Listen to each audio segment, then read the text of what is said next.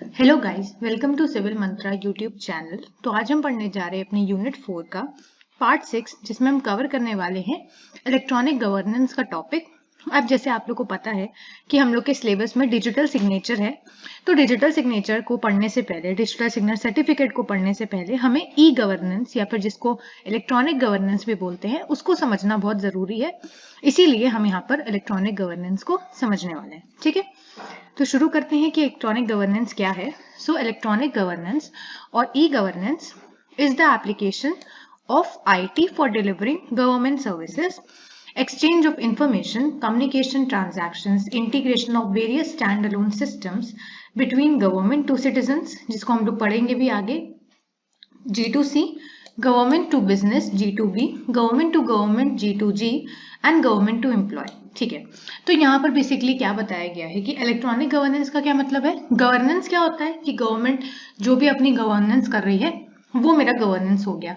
और ई का मतलब क्या होगा, ई का मतलब हो जाता है कि किसी भी टर्म के आगे अगर ई लग गया है तो उसका मतलब है कि वहां पर आईटी की टेक्नोलॉजीज, इंफॉर्मेशन टेक्नोलॉजी वहां पर इंटीग्रेट की गई है, वहां पर उस चीज को अप्लाई किया गया है।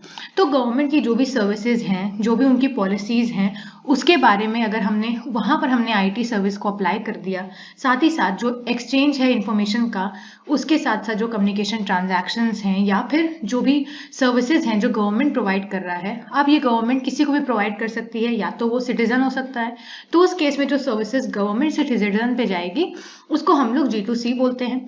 अगर जो सर्विसेज गवर्नमेंट प्रोवाइड कर रहे हैं वो किसी बिजनेस को कर रहे हैं तो उस केस में मेरा G2B बनता है। उसके बाद हो सकता है कि ये जो गवर्नमेंट सर्विस है ये एक गवर्नमेंट से दूसरे गवर्नमेंट की तरफ हो, तो इसको G2G कहते हैं। और उसी तरह से नेक्स्ट आता है मेरा गवर्नमेंट टू एम्प्लॉयज, जिसको अभी हम लोग आगे और अच्छे से पढ़ेंगे। ठीक है, तो इन शॉर्ट ई गवर्नेंस क्या है कि गवर्नमेंट की जो भी फैसिलिटीज हैं, जो भी सर्विस हैं, अगर हम उनको नॉर्मल या फिर कॉमन सिटीजन्स को सप्लाई करने के लिए, उनको डिलीवर करने के लिए आईटी का एप्लीकेशन करते हैं या फिर आईटी अप्लाई करते हैं, आईटी की जो टेक्नोलॉजीज हैं उसकी मदद लेते हैं, तो उस केस में इसको हम ई गवर्नेंस बोलते हैं। ठीक है, उसके बाद है e governance can be defined as the application of information and communication technology, ये याद रखना, ICT, for providing government services, exchange of information, transactions, integration of previously existing service and information portal. तो इन शॉर्ट कि government की जो भी services हैं वो नॉर्मल लोगों तक डिलीवर करवाने के लिए हम क्या करते हैं, हम अप्लाई करते हैं, हम एप्लीकेशन करते हैं, हम बेसिकली यूज करते हैं इंफॉर्मेशन एंड कम्युनिकेशन टेक्नोलॉजी का, ताकि ये जो सर्विसेज हैं ये लोगों तक इजीली पहुंच सके। और इसीलिए हम इसको ई गवर्नेंस बोलते हैं, क्योंकि किसी भी वर्ड के अगर ई लग गया है इसका मतलब है कि वहां पर आईटी टेक्नोलॉजीज का बेसिकली यूज हुआ है गवर्नमेंट तक, उन सर्विसेज को बेसिकली नॉर्मल सिटीजन्स तक पहुंचाने के लिए। So e governance is a current necessity in a country like India, both in government and corporate sector. और इसीलिए जो ई गवर्नेंस है, ताकि इसमें जो गवर्नमेंट की जो भी स्कीम्स हैं वो नॉर्मल जो भी सिटीजन्स हैं उन तक इजिली पहुंच पाए, इसीलिए जो ई गवर्नेंस है वो बहुत इंपॉर्टेंट फैक्टर प्ले करता है हमारी इंडिया जैसी कंट्री में।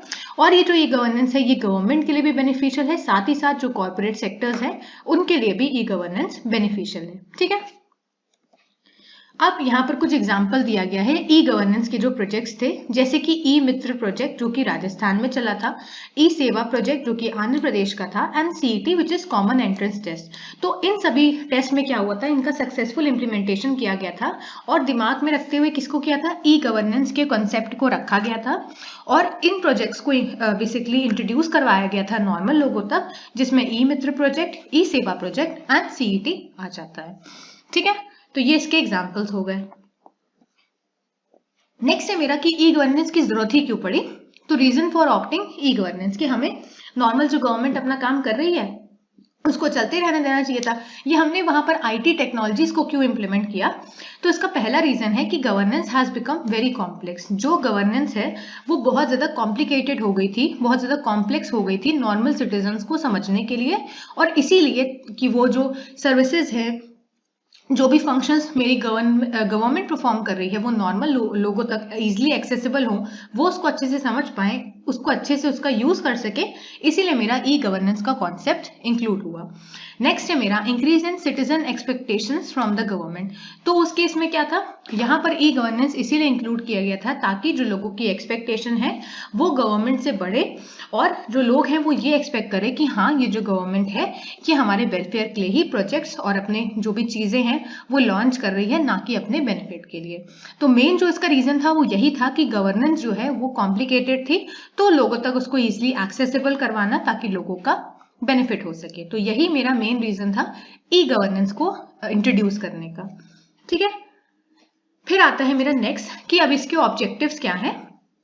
वही चीज है कि इसको अब इसके पीछे का रीजन क्या था वो तो मैंने बता दिया आप लोग को, लेकिन ये जो मेरा ई गवर्नेंस था इसके ऑब्जेक्टिव क्या थे, इसका एम क्या था कि कैसे ये लोगों तक सारी चीजें प्रोवाइड करेगी। तो सबसे पहला ऑब्जेक्टिव इसका था कि better service delivery to citizen. तो जैसे मैंने बताया कि जो भी सर्विसेज हैं, जो भी प्रोग्राम्स हैं, जो भी स्कीम्स हैं, वो मेरे गवर्नमेंट जो लॉन्च कर रहे हैं वो सभी लोगों को अच्छे से समझ में आए, साथ ही साथ उसकी अच्छे से डिलीवरी हो पाए। और ताकि अगर ये अच्छे से डिलीवरी होगी तो जो नॉर्मल सिटीजन हैं वो इसका बेनिफिट ले सके, उन लोगों के वेलफेयर पे काम आए। इसीलिए ये ई गवर्नेंस का कॉन्सेप्ट इंक्लूड किया गया। नेक्स्ट है मेरा ushering in transparency and accountability.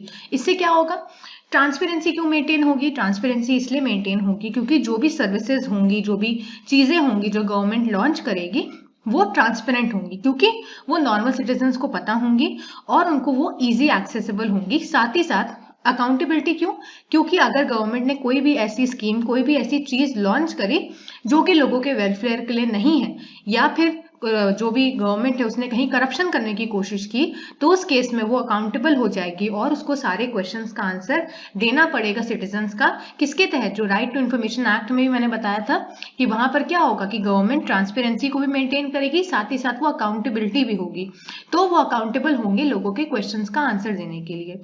Next है मेरा एम्पावरिंग पीपल थ्रू इन्फॉर्मेशन। और इससे क्या होगा, लोगों को इन्फॉर्मेशन मिलेगी, जो भी सर्विसेज हैं, जो भी टेक्नोलॉजीज हैं, जो भी चीजें हैं जो गवर्नमेंट ने इंक्लूड करी है, वो सारी चीजों की इन्फॉर्मेशन मेरे नॉर्मल सिटीजन्स को मिल जाएगी। नेक्स्ट है मेरा improve efficiency with in the government, that is between centre state और इनर स्टेट। इससे क्या होगा, इससे गवर्नमेंट की जो एफिशिएंसी है वो इंक्रीज होगी। अब सपोज करो कि गवर्नमेंट ने एक ऐसी स्कीम लॉन्च करी है जो हर एक सिटीजन के लिए है, तो उसमें क्या है कि अब गवर्नमेंट को ऐसे नहीं है कि उसको हर जगह जाकर अपने लोगों को भेज के उसका बेसिकली वो करवाना पड़ेगा पब्लिसिटी कि हाँ ये हमारी स्कीम है, इससे सब लोगों को बेनिफिट होगा, आप इसको ऐसे एक्सेस कर सकते हो। ये इतना ज्यादा कॉम्प्लेक्स प्रोसेस नहीं है। ई गवर्नेंस के थ्रू क्या होगा कि जो भी फैसिलिटीज हैं, जो भी प्रोग्राम्स हैं, वो लोगों को ईजिली एक्सेसिबल होंगे, साथ ही साथ उसमें जो इन्फॉर्मेशन है वो भी लोग इजिली एक्सेसिबल कर पाएंगे। तो इससे क्या होगा कि गवर्नमेंट जो भी स्कीम्स हैं वो जल्दी जल्दी लॉन्च करेगी और ज्यादातर कोशिश करेगी कि ज्यादातर स्कीमों में लोगों का बेनिफिट हो सके। इससे क्या होगा, इससे गवर्नमेंट की एफिशिएंसी इंप्रूव होगी। ठीक है, नेक्स्ट है मेरा improve interface with business and industry. और इससे क्या है कि मेरा जो इंटरफेस होगा किसी भी बिजनेस और इंडस्ट्री का, वो भी मेरा इंप्रूव हो जाएगा ई गवर्नेंस की वजह से। ठीक है, तो ये सारे इसके ऑब्जेक्टिव्स हो गए। अब आता है कि इसके एडवांटेजेस क्या हैं ई गवर्नेंस के, कि ई गवर्नेंस के क्या बेसिकली क्या महत्व है, क्या उसके एडवांटेजेस हैं। तो पहला एडवांटेज मैंने बता दिया कि एफिशिएंसी, तो जो गवर्नमेंट की एफिशिएंसी होगी वो बेसिकली इंप्रूव होगी। So e governance leverages technology to streamline communication and processes leading to faster decision making and service delivery. तो ये याद रखना कि यहाँ पर फास्टर डिसीजन मेकिंग होगी, साथ ही साथ जो भी सर्विस है वो जल्द से जल्द डिलीवर हो पाएगी। This speed is particularly beneficial in emergencies और टाइम सेंसिटिव मैटर्स। ठीक है, तो बेसिकली यहाँ पर क्या बताया गया है, अगर हम एफिशिएंसी की बात करें तो जैसे मैंने बताया कि हर चीज अगर हम आईटी टेक्नोलॉजी को अप्लाई करके यूज करेंगे तो उस केस में क्या होगा, जो हमारी गवर्नमेंट की एफिशिएंसी है वो इंक्रीज होगी। अब ये एफिशिएंसी क्यों इंक्रीज होगी, ये एफिशिएंसी इसीलिए इंक्रीज होगी क्योंकि यहाँ पर हम बेसिकली आईटी टेक्नोलॉजी का यूज कर रहे हैं, जिससे क्या होगा, जो भी कम्युनिकेशन है वो इजी हो पाएगा और जो भी डिसीजन मेकिंग की एबिलिटी है मेरी गवर्नमेंट की वो क्विक हो पाएगी, वो फास्ट हो पाएगी। साथ ही साथ जो मैंने एग्जांपल दिया था कि सर्विस डिलीवरी की जो भी सर्विसेज, जो भी एप्लीकेशंस, जो भी स्कीम्स मेरी गवर्नमेंट लॉन्च करेगी अपनी गवर्नेंस के अंदर, वो लोगों तक जल्दी पहुंच पाएगी, इजिली पहुंच पाएगी। इससे क्या होगा, इससे मेरी गवर्नमेंट की एफिशिएंसी बढ़ेगी और ये जो स्पीड है कि जल्दी से लोगों पे डिलीवरी मेरी सर्विस जो है वो सही से जल्दी जल्दी डिलीवर हो रही है, ये मेरी तब बेनिफिट में आएगी ज्यादा जब कोई इमरजेंसी की सिचुएशन स्टेट में चल रही हो या फिर कोई ऐसा सेंसिटिव मैटर स्टेट में हो रहा हो। ठीक है, तो इस केस में ई गवर्नेंस के वजह से हम जो गवर्नमेंट है वो अपनी एफिशिएंसी बढ़ा सकती है। नेक्स्ट है मेरा cost saving. So by reducing reliance on paper based system, जैसे हमने पीछे वाले इसके पहले वाले वीडियो में बताया था, and physical infrastructure, e governance helps cut out operational cost significantly. This includes saving on stationery, storage, space and manpower required for manual processes. देखो, कॉस्ट सेविंग का मतलब क्या है कि जो हम लोग पहले पेपर बेस्ड सिस्टम्स का यूज करते थे अपने डेटा को सेव करने के लिए, उसको स्टोर करने के लिए, जो भी लोग उसमें इन्वॉल्व होते थे, उससे क्या थी, उससे कॉस्ट सिग्निफिकेंटली बढ़ती थी, क्योंकि वहां पर लेबर कॉस्ट हो गया, कुछ मैन पावर का जो भी कॉस्ट है वो हो गया, उसके बाद जो स्टोरेज हो रही है उस चीज की वो हो गई, जो वहां पर स्पेस यूज होगी उसकी कुछ कॉस्ट हो गई, तो इससे मेरी कॉस्ट बढ़ रही थी। लेकिन जब सब कुछ हमारी टेक्नोलॉजी ने अपने हाथ में ले लिया है तो उससे क्या होगा, उससे मेरा जो भी काम है वो पेपर बेस्ड से हटके क्या होगा, पेपर बेस्ड से हटके टेक्नोलॉजी बेस्ड हो जाएगा और इससे मेरी कॉस्ट कम हो जाएगी। ठीक है, नेक्स्ट है मेरा ट्रांसपेरेंसी एंड अकाउंटेबिलिटी। तो वो मैंने बताया कि ट्रांसपेरेंसी क्यों, क्योंकि e governance promotes transparency by making government information and processes accessible to citizen. This openness fosters trust and accountability as citizens can monitor government actions and decision. तो जैसे मैंने बताया भी कि जो भी गवर्नमेंट की इंफॉर्मेशन है, जो भी इनके प्रोसेस हैं, जो भी इनकी स्कीम है, वो इजिली एक्सेसिबल हो जाएंगी सिटीजन्स को। ठीक है, तो इससे क्या होगा, इससे लोगों में एक ट्रस्ट मेंटेन हो पाएगा और जो मेरी गवर्नमेंट है वो अकाउंटेबल होगी, वो उसको जरूरी ही अगर कोई क्वेश्चंस आ रहे हैं नॉर्मल पीपल की तरफ से तो उनको आंसर देना पड़ेगा, और इससे क्या होगा, जो नॉर्मल लोग हैं वो गवर्नमेंट के जो भी एक्शंस हैं, जो भी डिसीजंस हैं, उनको मॉनिटर कर सकते हैं, और अगर उनको कहीं पर लगता है कि कोई प्रॉब्लम है तो वहां पर वो गवर्नमेंट से क्वेश्चन भी पूछ सकते हैं। ठीक है, नेक्स्ट है मेरा accountability. So with transparent processes and accessible information, e governance enhances accountability among government officials and agencies. Citizens can track the performance and outcomes of the government initiative, holding officials accountable for their decisions and actions. So basically यहाँ पर वही बताया गया है कि उस case में e governance से क्या होगा कि ई गवर्नेंस अकाउंटेबिलिटी को प्रमोट करती है, जिससे जो गवर्नमेंट ऑफिशियल्स हैं वो जो भी इनिशिएटिव ले रहे हैं, जो भी उनकी स्कीम्स चल रही हैं, उनकी परफॉर्मेंस को ट्रैक करना, बेसिकली उनसे क्वेश्चंस पूछना अलग अलग चीज़ों के बारे में ही, ये है अकाउंटेबिलिटी, और गवर्नमेंट अकाउंटेबल होगी लोगों का लोगों के जवाब का आंसर देने के लिए। ठीक है, लास्ट है मेरा एक्सेसिबिलिटी। सो नॉर्मल सी बात है कि अगर हमने ई गवर्नेंस एस्टैब्लिश कर ली तो उससे क्या होगा, लोगों को इजीली एक्सेसिबल होंगी चीजें, और ये उन लोगों के लिए ज्यादा बेनिफिशियल है जो कि बहुत ही रूरल एरियाज में रहते हैं, जहां पर इतनी ज्यादा फैसिलिटीज अवेलेबल नहीं है, जहां पर गवर्नेंस इतनी ज्यादा अच्छे से नहीं काम कर सकती है, वहां पर ये चीज बहुत ज्यादा इंपॉर्टेंट हो जाएगी। और जैसे आप लोगों को पता भी है कि हमारा इंडिया जो है वो डिजिटल एरा में अब जा रहा है, ऑलमोस्ट हर ही गांव में जो इंटरनेट की फैसिलिटी है वो आ ही गई है। तो इससे क्या होगा, इससे जो गवर्नेंस है वो ज्यादा स्मूथली अपना काम कर पाएगी और ज्यादा एफिशिएंटली कर पाएगी। So e-governance bridges the digital divide by providing access to the government service and information to a wider population, including remote and undeserved areas. This inclusivity ensures that all citizens can participate in governance and avail themselves of government service efficiently. तो जैसे मैंने बताया भी, अब e-governance से क्या है, अगर आप नॉर्मल पेपर बेस्ड, सपोज करो आप लोग नॉर्मल पेपर बेस्ड सिस्टम का यूज कर रहे हो, तो उसका जो एक्सेस होगा, उसका जो भी बोल सकते हो उसका जो एरिया होगा एक्शन करने का, वो बहुत ही लिमिटेड होगा, बहुत ही कम लोगों पे होगा, बहुत ही लेस पॉपुलेशन पे होगा। लेकिन ई गवर्नेंस से क्या होगा, ई गवर्नेंस क्योंकि ये डिजिटल प्लेटफॉर्म है, तो इससे क्या होगा, जो भी गवर्नमेंट की सर्विस है, जो भी इंफॉर्मेशन है, वो एक वाइडर पॉपुलेशन को कवर करेंगी। अब इस पॉपुलेशन में जो रिमोट एरियाज हैं वो भी कवर हो गए, और जो ऐसे एरियाज हैं जो नहीं इंक्लूडेड हैं वो भी कवर हो गए। और इससे क्या होगा, मैंने वही बताया कि गवर्नेंस जो है उनकी एफिशिएंसी बढ़ेगी और वो अपना काम सही से कर पाएंगी। ठीक है, नेक्स्ट है मेरा डिसएडवांटेज। सबसे पहला डिसएडवांटेज है मेरा high initial cost and technical challenges. तो अब ई गवर्नेंस को एस्टैब्लिश करने के लिए कुछ इनिशियल इन्वेस्टमेंट जो होती हैं, वो उसकी जो कॉस्ट होती है वो ज्यादा होती है। जो भी लोग हैं वहां पर इन्वॉल्व, वहां पर उनको ट्रेनिंग देनी पड़ती है, साथ ही साथ यहाँ कॉस्ट का फैक्टर आ गया। दूसरा आ गया टेक्निकल चैलेंजेस, क्योंकि हो सकता है कि बहुत सी ऐसी जगहें हैं जहां पर अभी भी इंटरनेट अवेलेबल नहीं है, तो उस केस में वो लोग कैसे इस गवर्नेंस की फैसिलिटीज का बेसिकली यूज कर पाएंगे, वो चीज यहाँ पर मेन चैलेंज है। ठीक है, तो यहाँ पर क्या है, implementing e-governance requires significant initial investment in infrastructure, software and training. So basically पूरा इंफ्रास्ट्रक्चर को क्रिएट करने के लिए जो इनिशियल लेवल पे इन्वेस्टमेंट होती है वो बहुत ज्यादा होती है। Maintenance cost and technical issues can also add up over time leading to disruptions in government services. इसके साथ साथ जो भी सिस्टम्स हैं जो ई गवर्नेंस का पूरा फंक्शन परफॉर्म कर रहे हैं उनको कैसे मेंटेन करना है, उनकी कॉस्ट बेसिकली ज्यादा होती है। साथ ही साथ अगर टेक्निकल इश्यूज हैं, अब क्योंकि यहाँ पर आईटी टेक्नोलॉजी इंक्लूड है तो ऑब्वियस सी बात है कि यहाँ पर टेक्निकल इश्यूज होंगे, तो उस केस में उन टेक्निकल इश्यूज को कैसे उनको सॉल्व करना है, कैसे उनसे चीजों को टैकल करना है, वो यहाँ पर मेरा मेन एक चैलेंज आता है टेक्निकल चैलेंजेस में। ठीक है, नेक्स्ट है मेरा digital divide and accessibility challenge.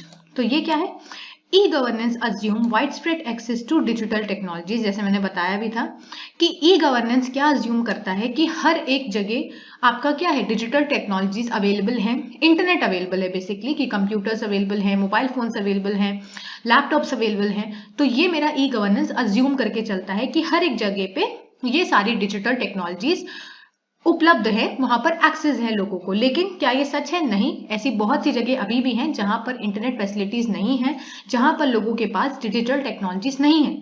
तो उस केस में लोग कैसे गवर्नमेंट की फैसिलिटीज को एक्सेस करेंगे, वो यहाँ पर मेन चैलेंज, और वही चीज ई गवर्नेंस में नहीं टैकल हो पाई, तो ये इसकी सेकेंड डिसएडवांटेज है। However, a significant portion of the population, especially in developing countries, lack access to these tools or the necessary digital literacy skill. This can create barrier to accessing government services। जैसे मैंने बताया भी, अब क्योंकि लोगों के पास इन digital technologies का access नहीं है कुछ वार्ड्स के अंदर, कुछ कंट्रीज के अंदर, तो इससे क्या होगा, ये एक बैरियर क्रिएट करता है बेसिकली कि लोग जो है वो गवर्नमेंट की सर्विसेज को एक्सेस नहीं कर पाएंगे। ठीक है, तो ये मेरे दो रीजंस थे। नेक्स्ट है मेरा cyber security risk and privacy concern. अब जैसे यहाँ पर आईटी टेक्नोलॉजी इंक्लूड कर दी गई है, तो मैंने प्रीवियस वीडियो में बताया था कि जो साइबर रिस्क है, जो भी साइबर वॉर है, साइबर क्राइम है, जो वो बहुत ज्यादा बढ़ता जा रहा है। अभी क्यों बढ़ रहा है? क्योंकि वहां पर इंटरनेट इंक्लूड है। तो कहीं पर भी अगर इंटरनेट इंक्लूड कर दिया गया, गवर्नेंस में भी अगर इंक्लूड किया गया है, तो वहां पर साइबर सिक्योरिटी का इशू आ सकता है और लोगों की प्राइवेसी भी वहां पर बेसिकली डिस्टर्ब हो सकती है। तो ये मेरा थर्ड रीजन है और इसकी डिसएडवांटेज भी। So e-governance systems are vulnerable to cyber attacks and data breaches, leading to the theft or misuse of sensitive citizen information. अब क्योंकि जो भी लोग हैं, जो भी नॉर्मल सिटीजन्स हैं, उनका जो इंपॉर्टेंट डेटा है, जो भी उनके क्रेडेंशियल्स हैं, वो इनके सिस्टम्स पे जाके, ई गवर्नेंस के सिस्टम पे जाके बेसिकली वहां पर सेव होते हैं। अब ये जो ई गवर्नेंस के सिस्टम है, ये वल्नरेबल होते हैं साइबर अटैक से, क्योंकि सब लोगों को इन सिस्टम्स के बारे में पता होता है और वहां पर उस केस में डेटा ब्रीच हो सकता है, लोगों का डेटा चोरी हो सकता है, और जो उनकी सेंसिटिव इंफॉर्मेशन है, जो भी हैकर होगा, जो भी थेफ्ट होगा, वहां पर उनका वो चुरा सकता है और उसका मिसयूज कर सकता है। So this incident can erode public trust in government institution and raise concerns about the protection of personal data. Strengthening cybersecurity measures and ensuring robust data protection framework are essential for mitigating these risks. तो इससे क्या होगा, अब जो लोग होंगे वो भी डरेंगे, वो भी सोचेंगे कि क्या मैं ये ई गवर्नेंस का जो प्लेटफॉर्म है उसको यूज करूँ कि नहीं, क्योंकि अगर मैंने इसको यूज किया तो मेरा जो इंपॉर्टेंट डेटा है, जो मेरे क्रेडेंशियल्स हैं, वो लीक हो सकते हैं, उसके चांसेस हाई हैं। तो उस केस में लोगों का जो ट्रस्ट है वो वहां पर नहीं स्टैब्लिश हो पाएगा और इससे जो है वो ई गवर्नेंस नहीं प्रमोट हो पाएगी ज्यादा से ज्यादा। तो जो भी ई गवर्नेंस है उसमें क्या करना चाहिए, उसमें ऐसे मेजर्स रखने चाहिए जो साइबर सिक्योरिटी के रिस्क को कम करें, बहुत ज्यादा वहां पर सिक्योरिटी मेजर्स बहुत अच्छे से लेने चाहिए, साथ ही साथ लोगों का डेटा प्रोटेक्ट रहना चाहिए ताकि इस तरह के रिस्क लोगों के साथ ना हो। ठीक है, तो ये इसका थर्ड डिसएडवांटेज था। अब देखते हैं कि ई गवर्नेंस बेसिकली स्टार्ट कहां से हुआ था, इसका ओरिजिनेशन कहां पे हुआ था। So e-governance originated in India during the 1970s with a focus on in-house government application in the areas of defense, economic monitoring, planning and deployment of ICT that is information and communication technology, to manage data intensive function related to election, census, tax administration etc. तो basically जो e governance था वो India के अंदर 1970s में include किया गया था और इसकी जो इनिशियल एप्लीकेशन थी वो कहाँ पर थी, जो भी डिफेंस एरिया थे वहां पर थी। एक ऐसा एरिया जहां पर किसी चीज की प्लानिंग हो रही है, जहां पर कुछ मॉनिटर किया जा रहा है इकोनॉमिक लेवल पे, वहां पर ये चीज पहले ओरिजिनेट की गई थी। और इसका जो मेन फंक्शन था वो ये था, इसका मेन फंक्शन इलेक्शंस में यूज किया जाता था, जहां पर भी टैक्स को एडमिनिस्टर करने की बात आती थी वहां पर मेरा ई गवर्नेंस इनिशियली यूज किया जाता था। अब धीरे धीरे ई गवर्नेंस का स्कोप बढ़ता जा रहा है। ठीक है, उसके बाद है कि इनिशियल स्टेप्स ई गवर्नेंस को बेसिकली लोगों तक पहुंचाने के लिए क्या किए गए थे। So the establishment of Department of Electronics in 1970 was the first major step towards e-governance in India as it brought information and its communication to focus। तो जैसे मैंने बताया कि 1970 में इसका ओरिजिनेशन हुआ था और इससे कैसे हुआ था, एक department of electronics basically establish किया गया था और ये मेरा पहला मूव था ई गवर्नेंस को बेसिकली लोगों तक इंट्रोड्यूस करवाना। नेक्स्ट है मेरा national informatics centre NIC established in 1977 launched the district information system program to computerize all district offices in the country। और सेकंड था मेरा कि मेरा NIC सेंटर बेसिकली 1977 में स्टैब्लिश किया गया था और इसका मेन मोटिव ये था कि जितने भी ऑफिसेज हैं उनको कंप्यूटराइज बनाना पूरी कंट्री में। ठीक है, The main thrust of the e-governance was provided by launching of NIDSET in 1987, the National Satellite-based Computer Network। तो जो मेन इस पे टर्न ओवर आया, जो मेन स्टेप आया था इसको प्रमोट करने का, वो एक NIC नेट को यहाँ पर स्टैब्लिश किया गया था, लॉन्च किया गया था, जो कि एक कंप्यूटर नेटवर्क था लेकिन वो सैटेलाइट के थ्रू काम करता था।